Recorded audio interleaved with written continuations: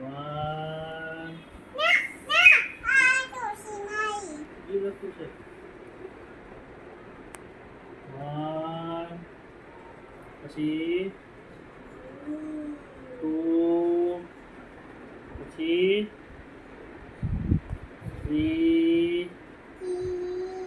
પછી ફોર પછી ફાઈવ પછી સિક્સ પછી શું આવે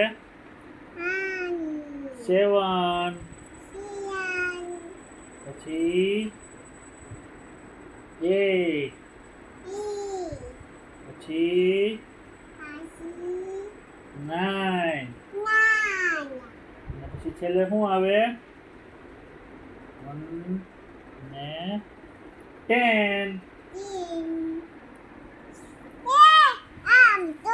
આમ જો બતાવો હાલો આમાં બતાવો લેસન કેવી બતાવો જો 1 2 3 લખી